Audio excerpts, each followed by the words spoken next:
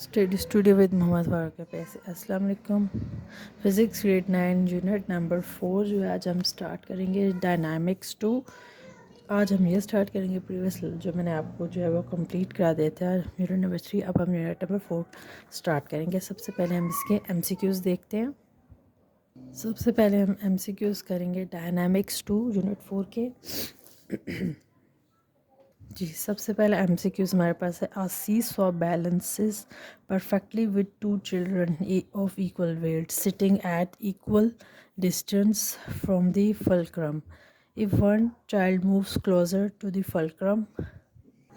ए है हमारे पास आ सीसा remain balanced. B a seesaw tips towards the child who move closer. Seesaw tips toward the child who stayed further away the seesaw topples. तो इसमें हमारे पास option B जो है वो करेक्ट है कि सीसा जो होगा वो क्या हो जाएगा, टिप टूवर्ड्स ए चाइल्ड हो जाएगा, जो कि मूव क्लोजर, जो क्लोजर हुआ है चाइल्ड उसके जो हो जाएगा वो सीसा जो है वो उसके तरफ हो जाएगा। नंबर 2 है when line of action is of the applied force passes through its pivot point then the movement of force acting on the body is। जब भी कोई लाइन ऑफ एक्शन अप्लाइड होती है, अप्लाइड फोर्स से पास होती है उस पॉइंट से, तो मूवमेंट होती है फोर्स की वो क्या हो जाती है हमारे पास मैक्सिमम, मिनिमम, ज़ीरो, इनफाइनाइट। तो हमारे पास वो क्या हो जाती है, ज़ीरो हो जाती है। If third one, if a body is at rest or moving with uniform rotational velocity then the torque acting on the body will be। जब भी कोई बॉडी मूविंग पे या रेस्ट पे है विद यूनिफॉर्म एक ही रोटेशन पे, तो उसकी जो है वो टॉर्क जो है वो क्या इस पे एक्ट होगा, वो मैक्सिमम होगा, मिनिमम, ज़ीरो या इनफाइनाइट। तो वो हो जाएगा हमेशा वो ज़ीरो पे रहेगा। फोर्थ हमारे पास है a body in equilibrium must not have. जो बॉडी इक्विलिब्रियम में होती है उसमें क्या नहीं होता, speed, quantity of motion, velocity और एक्सेलरेशन। तो इसमें हमारे पास ऑप्शन डी जो है वो करेक्ट है। नेक्स्ट हमारे पास फिफ्थ है a uniformly rotating fan is said to be in. एक फैन रोटेट कर रहा है, यूनिफॉर्म रोटेटिंग हो रही है, तो वो क्या होगा, static equilibrium only, dynamic equilibrium only, both static and dynamic equilibrium, not in equilibrium. तो इसमें जो है हमारे पास ऑप्शन सी जो है करेक्ट होगी, वो स्टैटिक इक्विलिब्रियम भी होगी और डायनामिक इक्विलिब्रियम दोनों पोजीशंस पे होगा। सिक्स्थ हमारे पास if you throw out weighted fishing net into a carmel. अगर आप एक फिशिंग नेट जो है वो लेक में फेंके, एज द नेट सिंक्स, वो डूब जाएगा। It opens fully under water, वो जो है वो पानी में जाके खुल जाएगा। Spreading out its mesh evenly, और हर तरह से फैल जाएगा। Compare to the movement it if you left hand, अपने जो है वो मूवमेंट बतानी है लेफ्ट हैंड की, where it is the net centre of the mass ना, और इसका जो मैस होगा वो सेंटर ऑफ मैस कौन सा होगा।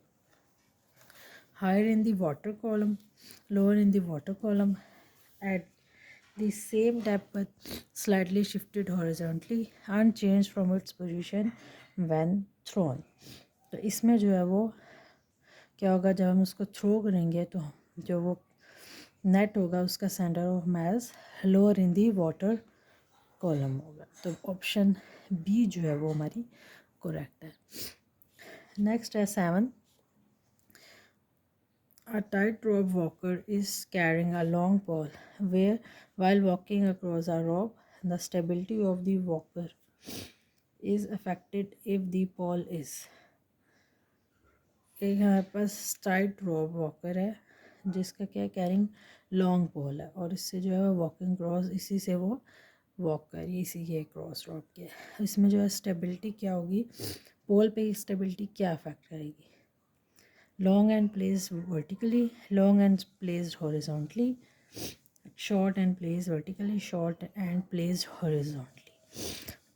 तो इसमें क्या होगी, वो लॉन्ग होगी और उसको हम किस तरह में प्लेस होगी, हॉरिजॉन्टली प्लेस होगी। तो ऑप्शन बी जो है इसमें हमारे पास करेक्ट है। एट हमारे पास, it is more difficult to walk on slippery surface than non slippery surface, one of because, क्यों जो है वो ईजी है, डिफ़िकल्ट होता है स्लिपरी सरफेस पे वॉक करना, जबकि नॉन स्लिपरी पे ईजी होता है। क्यों होता है? Reduce friction, increase friction, high grip, lower weight. तो इसमें हमारे पास ऑप्शन ए करेक्ट है, रिड्यूस्ड फ्रिक्शन। इसमें फ्रिक्शन जो होती है वो कम होती है स्लिपरी सरफेस पे। Next number 9, for an object moving with terminal velocity its acceleration, terminal velocity, कोई ऑब्जेक्ट है वो टर्मिनल वेलोसिटी पे मूव कर रहा है, उसकी एक्सेलरेशन क्या होगी? Increase with time, decrease with time, is zero, first increase and decrease. तो इसकी क्या होगी? जो टर्मिनल वेलोसिटी पे बॉडी मूव करती है उसकी एक्सेलरेशन जो होती है वो ज़ीरो होगी। Option C is correct. 10th हमारे पास है, the correct order of comparison of for determine speed of a raindrop, snowflake and hailstone is. तो इसकी टर्मिनल वेलोसिटी जो क्या होगी हमने रीअरेंज करना है। Raindrop, snowflake, hailstone, raindrop, snowflake, raindrop, hailstone, rain drop, snowflake, hailstone. तो इसमें जो है वो हम इसको अरेंज करेंगे तो हमारे पास rain drop, snowflake and hail drop. तो ऑप्शन ए जो है हमारे पास करेक्ट होगा। 11, you are trying to lose a nut using a spanner but it not working, in order to open the nut you need to, आप try करें नट को open करने के लिए एक स्पैनर के ज़रिए, बट वो काम नहीं कर रहा, तो हम उसको नट को ओपन करना चाहते तो हमें क्या करना चाहिए?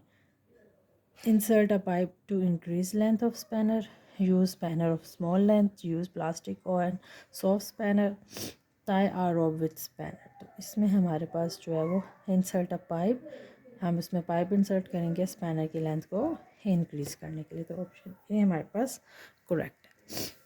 12th हमारे पास है, the force that always changes direction of velocity and not its magnitude. जो है जो फोर्स है वो अपनी डायरेक्शन, जो उसकी change direction of velocity change नहीं होती, लेकिन नॉट इट्स मैग्नीट्यूड।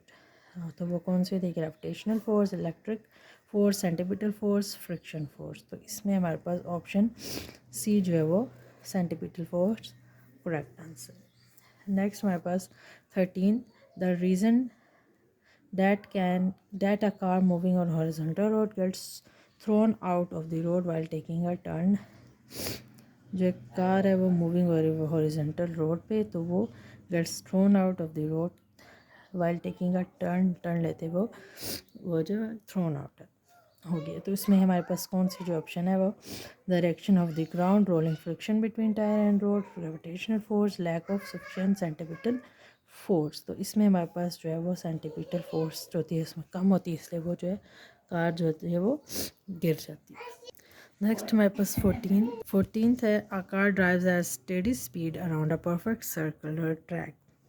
एक कार जो है वो एक स्पीड से जो है परफेक्ट सर्कुलर ट्रैक में जो है वो मूव कर रही है। The cars acceleration is zero, the net force of car is zero, both acceleration and net force on the car point outward, both acceleration and net force on the car point inward.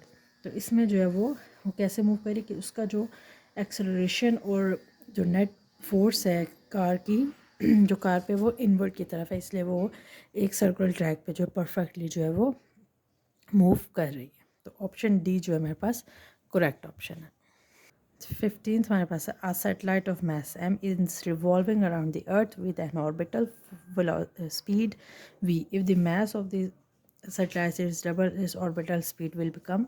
एक जो satellite है वो m revolve हो रही है around the earth और उसकी orbit जो है वो ऑर्बिटल स्पीड जो है वही है। अगर हम जो सेटेलाइट के मास है वो डबल हो जाए तो ऑर्बिटल स्पीड क्या हो जाएगी? Double, half, one fourth, remain the same. तो इसमें जो है वो ऑर्बिटल स्पीड उसकी हाफ हो जाएगी। तो ऑप्शन बी जो है हमारे पास करेक्ट ऑप्शन।